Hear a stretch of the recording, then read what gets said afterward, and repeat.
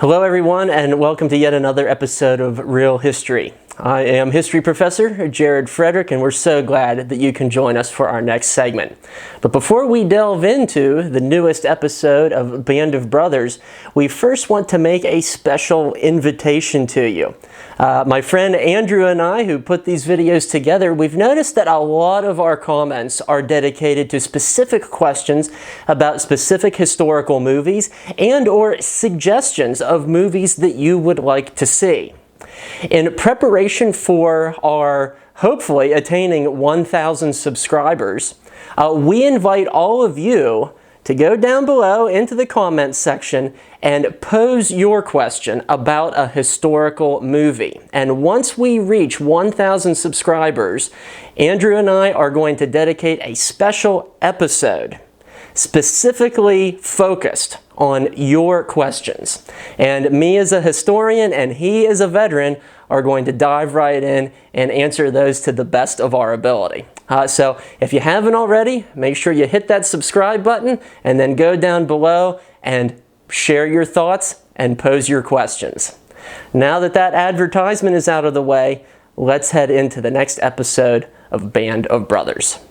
In our previous episode of Band of Brothers, Easy Company was going through a rather difficult time in the Blois-Jacques and these snowy woodlots surrounding the village of Foy, Belgium. In many ways, it could be considered a low point. It could also be considered a turning point because out of that decisive battle, Easy Company gains itself a new commander in the form of Lieutenant Ronald Spears. And Spears will be re-emerging here as a major character in some of our final episodes as Easy Company zeroes in on its next objective in Hagenau, France. Hagenau was a village of a city of 20,000 people. It was located in the Alsace region of eastern France. For a number of years, it had actually been a part of the German Empire. But in 1919, following the conclusion of the First World War, it was actually ceded back to the country of France. And so this was a true borderland. It was very multicultural. People there spoke both French and German. It was located along the banks of the Moder River, which was just a little bit upriver from the Rhine, which of course is the big boundary point that would allow the Allies to push into the heart of Nazi Germany. And that is where Easy Company finds itself at this given moment.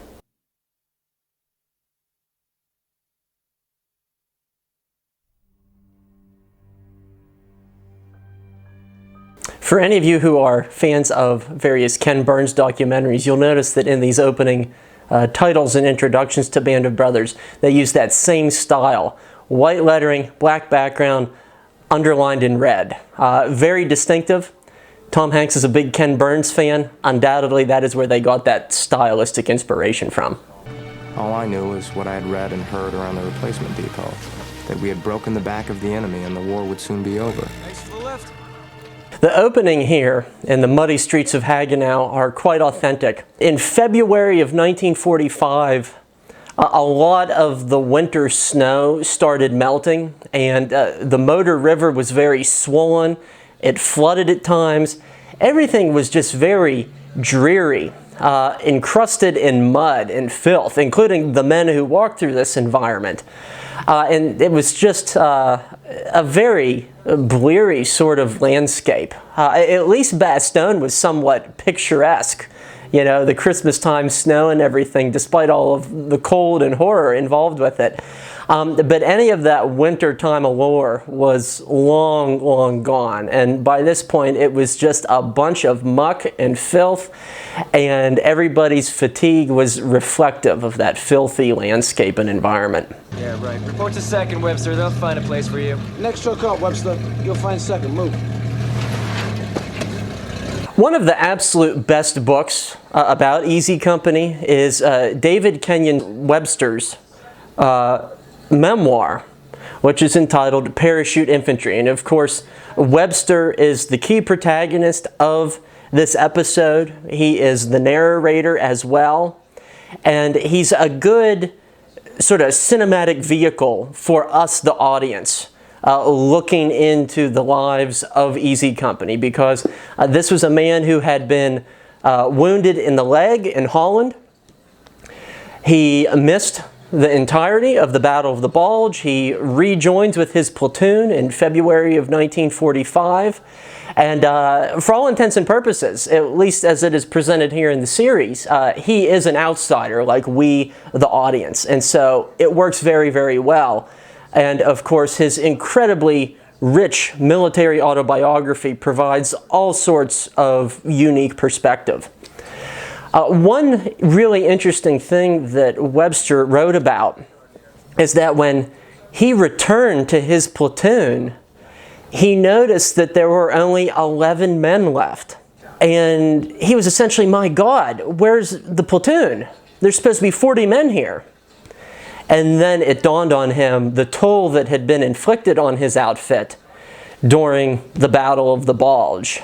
And he could remember there standing in the middle of this muddy road and saying, I could have cried. That is what he said in retrospect. Sarge.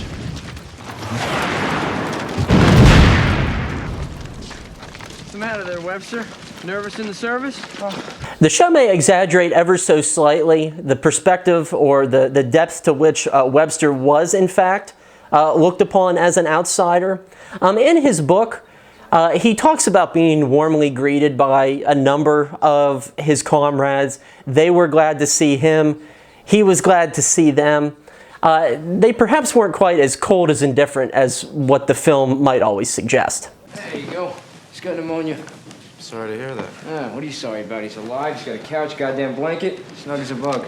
In these scenes here, we can see a very sick Carwood Lipton. And indeed, in February 1945, he did have pneumonia.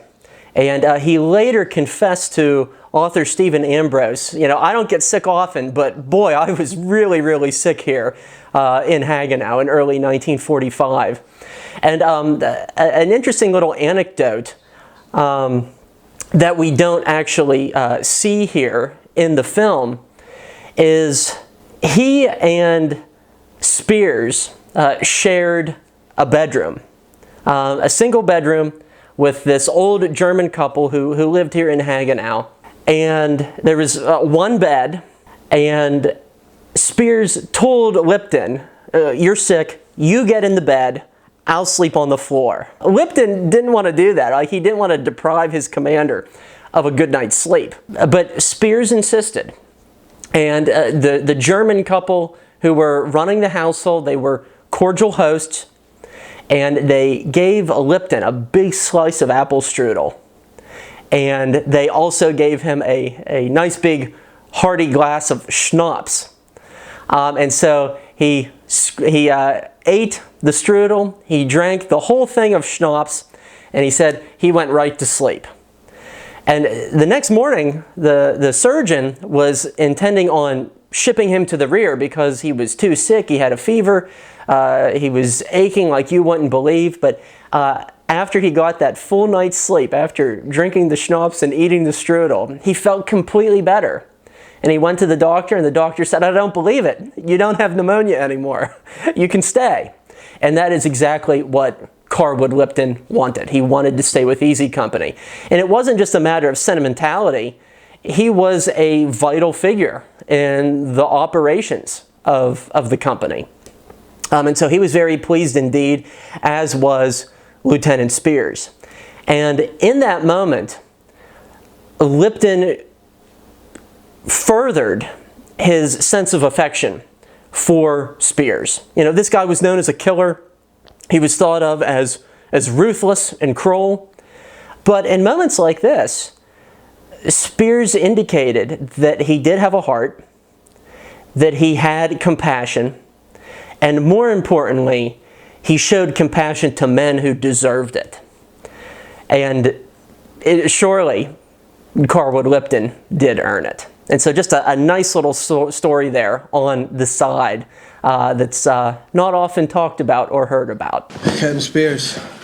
Sir, this is Lieutenant Jones. Listen, Christ's sake, will you go back in the back and sack out? There's some beds back there with fresh sheets. I will. This actor is actually Colin Hanks, who is the son of Tom Hanks, the executive producer. It's probably easy to figure out how he got this acting spot, but for reasons that we'll discuss here shortly, he's a perfect selection for the character of Henry Jones. Listen up. Regiment wants patrol for prisoners. This one comes straight from Colonel Sink, so it's not my idea. Several hundred yards across the Motor River, there were indeed these German outposts. Many of the Germans were actually hidden in a thick tree line, known as the Fort de Hagenau, well over a mile away. And David Webster said that he could see the Germans scurrying about in those trees like ants would in an ant farm. And so these Germans who are in the buildings that Captain Winters is discussing here were actually, advanced troops. They're in an outpost position, much like these men in Easy Company are on the opposite side of the river. And so that kind of offers us a little bit of a tactical overview of how these two sides are assessing each other. When'd you graduate? June 6th, sir. June 6th? Of last year? D-Day, yes, sir. All right, don't get hurt.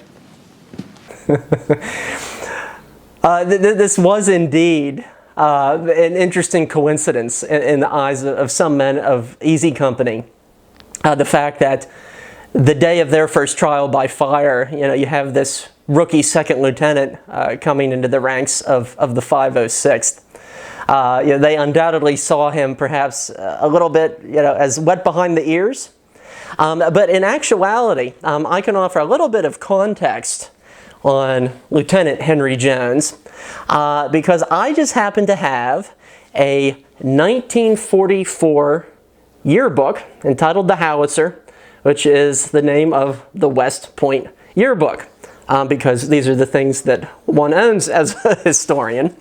And we can page through this very, very thick volume. And right here, we can see Lieutenant Henry Jones in his senior graduation photo. And indeed, he looks a lot like Colin Hanks. It's perfect casting when you think about it. Jones had grown up in Erie, Pennsylvania, and he was able to get into West Point through congressional appointment through his congressman. And his yearbook described him as this. His nickname was Jones. And it says about him, Jones preferred to gain most of his education outside the academic course through his diligent study of men and books. His knowledge of tactics, firearms, and judo, as well as his open and inquisitive mind, will enable him to become a valuable and resourceful officer. His companions will always know him as an original thinker and a sincere and unselfish friend. And indeed, this is a very accurate summation of who this man was. He may have been fresh to Easy Company, but he knew what he was talking about. He knew the art of armed warfare. And here at Hagenau, he had every intention of putting that knowledge to good use. Come on, Webster. Spill it. Captain Spears is to pick 15 men. Lieutenant Jones wants to be one of them. Spears was actually still a lieutenant when this was ongoing, and it wouldn't be till some weeks later that he would be promoted to captain. They have roofs over their heads, sir, just like us. I don't think anybody wants to do anything stupid at this point, right? Why are you holding out on me? Despite the fact that these troopers were indoors and had comparatively comfortable lodgings in comparison to what they'd been in the weeks and months prior, there of course still was the continuous danger of random shelling, and then even of greater concern for troopers like Webster was the potential of German troops crossing the river. I mean, this wasn't, a one-way street, so to speak. The Germans could cross the river as easily as what the Americans could, given the right circumstances. And so you really had to be on your toes here at Hagenau. I'll tell him. I just need Listen to up! Got some bad news. I love the juxtaposition here, the contrast in uniforms between the weather-worn sergeant and the fresh lieutenant. It certainly makes for a striking comparison. All right, out. Okay, PX rations just came in, including winter shoe packs. Beautiful. Yeah, finally, right? Why did he hang up the field telephone and then turn the dial? Makes it ring on the other side. Christensen. Jackson. He was dead before Doc Rowe even heard the call for a medic. Get him out of here, will you? Spears seems very agitated in some of the scenes in this episode. And, really when you consider the later interviews that his men gave about him, he was agitated because he was frantically trying to save the lives of his men. And he finally came to this realization that no matter how hard he tried to do this, that it was an impossible task, that he would never be able to save everybody.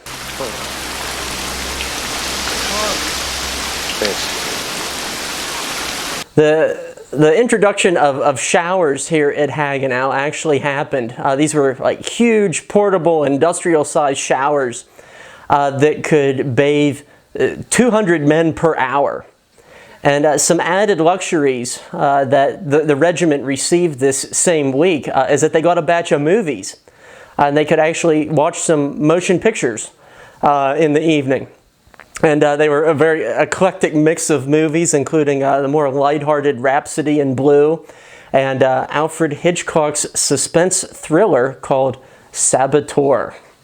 So there was some opportunity and chance for levity and escape from this frontline monotony on occasion. Make my life you lead it. Christ, he only lost his 5 best friends. What the fuck's he got to live for? Has it been a long time since your last shower, Professor?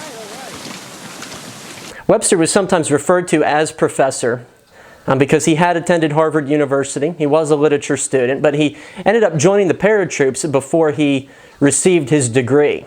He was a very learned man. He was observant. His talents weren't necessarily in just soldiering, but rather in making a chronicle of, his observations of men in wartime. That was one of his great strengths. He was not a man who frequently volunteered for extra duty. He did not necessarily always enjoy being in the Army, despite the fact that he volunteered for the paratroops.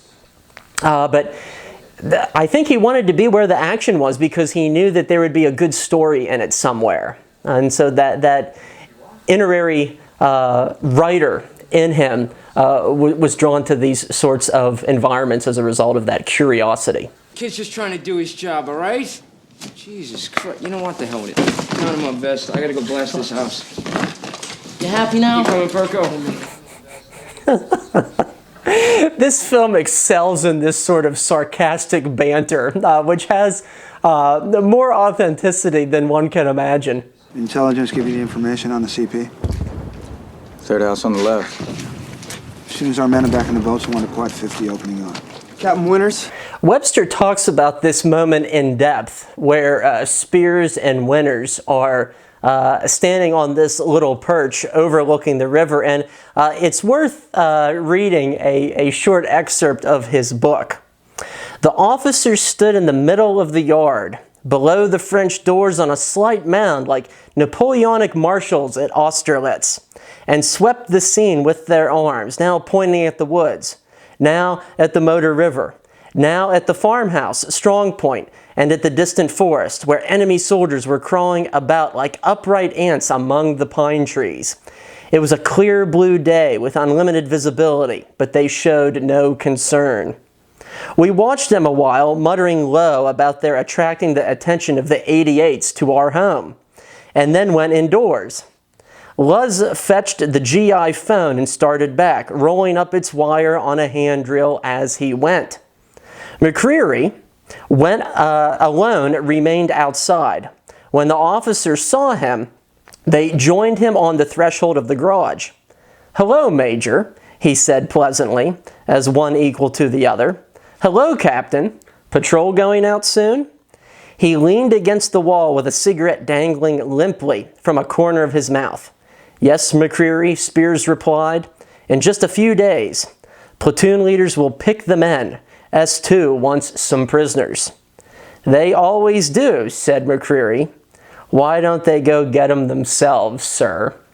And so once again, this wonderful banter, in this case taking place between an enlisted man and an officer. And it really shows, I think, the sense of ease that these men had with each other. They treated their officers with respect, but in many cases they could still have a casual conversation here, as was the case with paratrooper Thomas McCreary. But such a wonderful visual that Webster paints of these two officers standing by the river, leaders in action.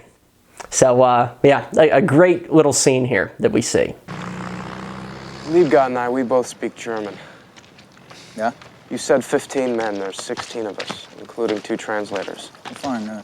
Liebgott and Webster did in fact speak German, but Webster likewise did not actually participate in this patrol. I know that may be heartbreaking to some of you who are watching this and are familiar with the series, but he was perched atop a balcony in Hagenau overlooking the river, manning a heavy machine gun, supporting his comrades who would be going across in these captured German rubber dinghies that the paratroopers had apprehended to go across. And so that is one of the greater liberties taken in this episode. Since Webster is the main character of this episode, it makes sense to put him in the middle of the action. Even in actuality, he wasn't. Hey, Liebgott, you want to sit this one out? Yes, sir. Martin, you want to supervise buddy? the 3 squads? Sergeant Martin was actually not the one to lead the patrol. It was actually another very trustworthy sergeant by the name of Ken Mercier, who is not a character in the film, but he is a character that shows up frequently in Webster's autobiography. And so once again, we can see characters and incidents being condensed, and given the scope and the magnitude and the cast size already, it's perfectly understandable to see why theatrical liberties such as these were taken.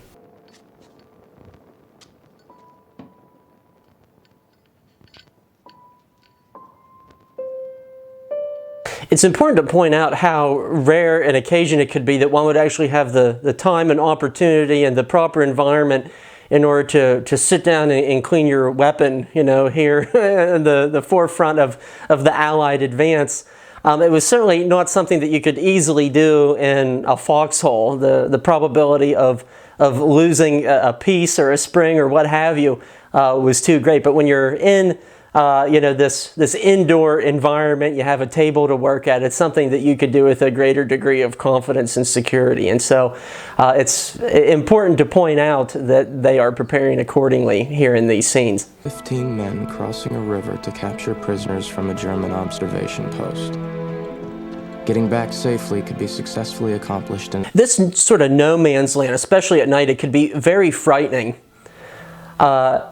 Webster at one point heard this sound emanating from the river, and it was a repetitive swoosh sound. And he said that there's a platoon of Germans, they're crossing. And so he and all of his buddies ran out of the basement. They went to meet the enemy, and here it was a fallen tree that was swaying up and down in the river's current. And his comrades essentially said, "You have your damn nerve, Webster, for doing that to us." On other nights, men in Easy Company said that they heard this creaking wagon out in no man's land, a similar sound that they had heard outside of Carentan several months before. And several of the more superstitious paratroopers in the company insisted that this was a haunted wagon or a haunted carriage that was following them across Europe. And it was meant to remind them of all of their sins and all of the prisoners that they had killed in Normandy. And so indeed, these men could, you know, get a little bit jumpy while they were out here watching the main line of resistance.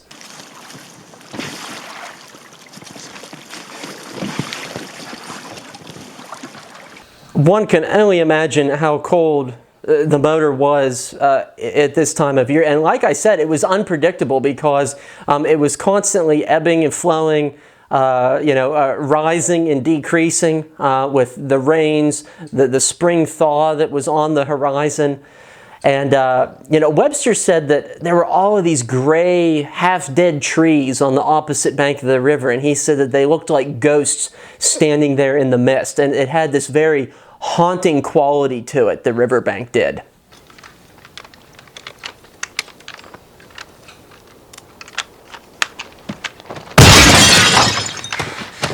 As we can see here, none of the men have any helmets. They aren't carrying excess gear. They want nothing that will shine or clank. And in moments like this, where we see Private Jackson barreling headlong into this building in which he threw a grenade, you may be wondering, why and how in the world could you do such a thing?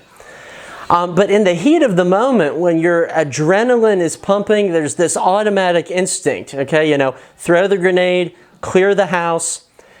He wasn't thinking clearly in this high energy of the moment. And it's perfectly understandable when you look at it in hindsight. And this was a sad reality of this up close and personal nature of combat. Keep moving!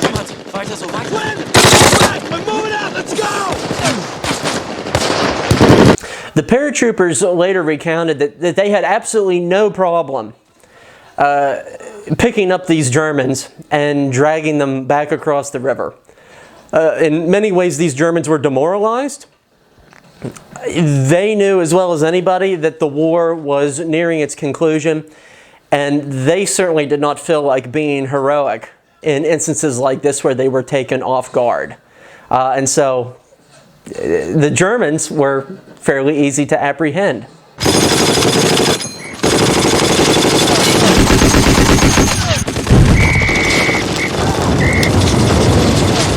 In reality, Webster was in the place of Liebgott, here on a balcony, manning a heavy machine gun. But on that signal of the whistle that was eventually blown, as we see here, as one eyewitness later recalled, the whole western bank of the river erupted in this red sheet of flame. These GIs, they were itching and raring to go. And when they heard that signal, once their men had reached the riverbank, they just let the Germans have it. And it was one heck of a barrage that they unleashed here at this moment.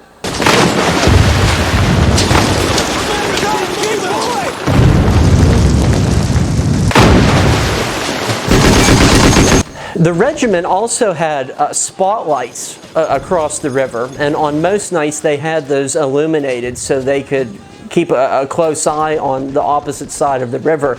But this was one night, of course, where they did not have them lit, which certainly makes sense, but it also adds another degree of danger because it also opens up added possibilities of instances of friendly fire. And so there was the potential of not only getting shot by the enemy under these circumstances, but being gunned down by your own men, too.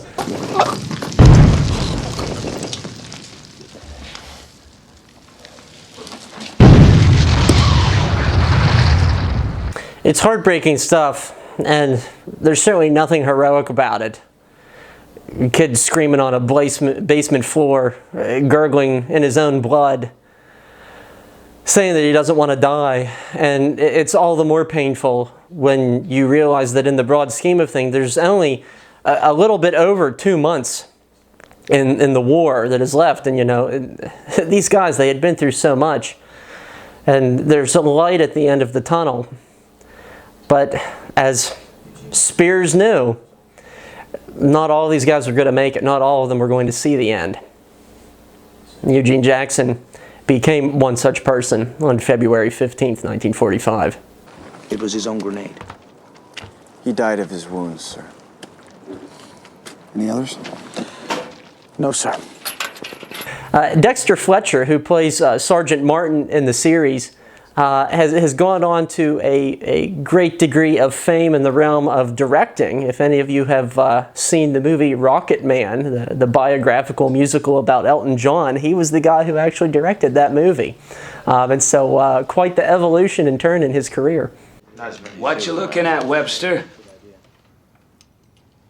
Yeah? That's what I thought, college boy.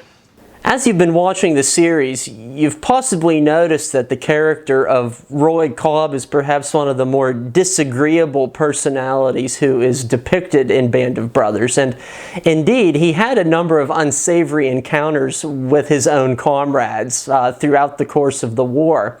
At this instance in Hagenau, though, Cobb was one of the men who was in the life raft that capsized as the men were crossing the river during the night patrol. And the following day, as is depicted in the series, there was in fact a wounded German that remained on the opposite side of the river. A number of the troopers had been hurling grenades at him, trying to put an end to his misery and to stop his constant screaming, screaming in pain. And Cobb eventually hurled a grenade himself, and he is credited with eliminating that wounded German on the other side of the motor. You drunk, trooper? Leave me alone. Answer the question. Yes, sir, I am drunk, sir. Cobb did in fact become intoxicated on schnapps, and Lieutenant Jack Foley, also absent in this scene, was very quick to confront him on this issue. And this ultimately led to Cobb's court-martial and dishonorable discharge from the Army. Later on, when Colonel Sink discussed this confrontation with Foley, he said to Foley, "You just should have done us all a favor and shot the son of a bitch." Which is not the first instance in which Colonel Sink said that to a subordinate. It tells you a lot about the high standards that he held. So he knows we lost a man? Yeah, he knows. He also knows he picked up 2 prisoners who talked. About what? In the hours after the patrol, Dick Winters wrote a long overdue letter to his pen pal, Dieta Allman, back in the States. And you can read a portion of that letter as well as many others in the book that I co-authored with my friend, which is entitled Hang Tough, which looks at Dick Winters' correspondence. And in this letter of February 15th, he wrote to Dieta, "If you read the papers, you'll see that the 101st has been with the 7th Army for a while, and they've been feeding us beans and marching us daily," he wrote. "At the present, it takes all the personal discipline I have to write a letter just saying hello. This old war is mighty rough at times, becomes a bit tiring. But if those Russians can keep going, so can I." And 1 week later, he added, "Time to daydream, play, or write just doesn't exist. Of that, I am firmly convinced. So don't be griping at the mail clerk or me. Hell, I don't even have enough time to sleep and eat, let alone to keep going." And so here, you know, we kind of get this sense of fatigue even in the letters of Dick Winters. I want you all to get a full night's sleep tonight, which means in the morning you will report to me that you made it across the river into German lines. We're unable to secure any live prisoners. Even many decades later, Winters was perfectly comfortable with this secret act of disobedience. And on a broader level, you know, among the masses of Americans who were fighting in Europe during this time, these sorts of things happened far more frequently than what we will ever know.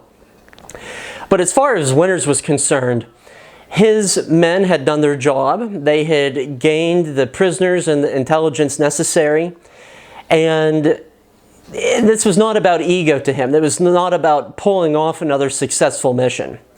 He got what he needed. He wasn't going to risk the lives of his men. And in his mind, that was, in short, this court-martial offense was worthwhile because Winters could sleep well. He would not have that on his conscience, risking the lives of his men further, needlessly. First Sergeant Lipton? Sir. Your honorable discharge as an enlisted man. Just keep them coming, Luz. Yeah, battlefield commission as a second lieutenant. Lipton was informed of his promotion to lieutenant by Spears and Winters. This is something that they wanted to do personally because they held him in great affection. They know that he had been ill. They wanted to celebrate his recovery, and it was a moment of a great endearment to the three men. Lieutenant Jones, regiment has seen fit to promote you to first lieutenant. All right, I'll be with you. Want you on staff up there. Go far with that. Henry Jones did survive the war. I believe he transferred to the 508th Parachute Infantry Regiment not too long after this. He wished to remain in the Army. He wanted to become a career officer. He remained in Germany after the war, but sadly he was mortally injured in an automobile accident outside of Heidelberg, Germany in 1947. He underwent an operation in an effort to save his life, but unfortunately he did not survive that calamity, and he had a very promising career ahead of him. But like many of the men he served alongside, that future was going to be cut short. Oak leaves. Congratulations, Major. It was in fact around this time that Winters was promoted to Major, and Spears was likewise promoted to Captain. Well-earned promotions. Here.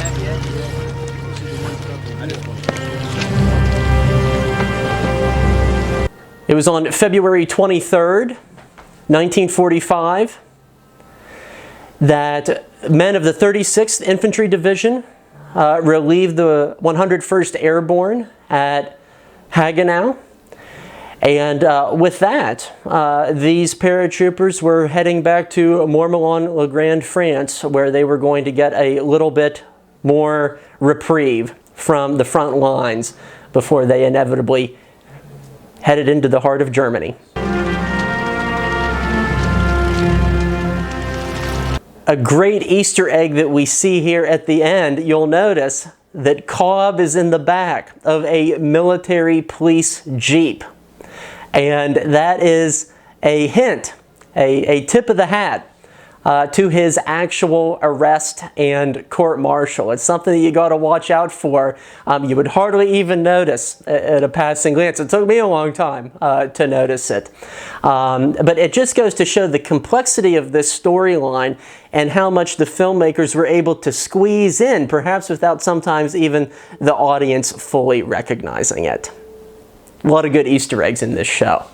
That brings us to the end of episode 8, The Last Patrol. I think this episode does a really good job at capturing the grime and the grittiness of Hagenau, the fatigue that the men of the 101st Airborne were enduring in these final months of the war. And as many of them fully realized as they were pulling out of this town, heading back into France for a little bit of a breather, that the end game was set, and as the coda here at the end of this episode would indicate, the company would soon be heading into Nazi Germany itself. And that is where we will pick up next time. We look forward to you joining us on the next episode of Real History.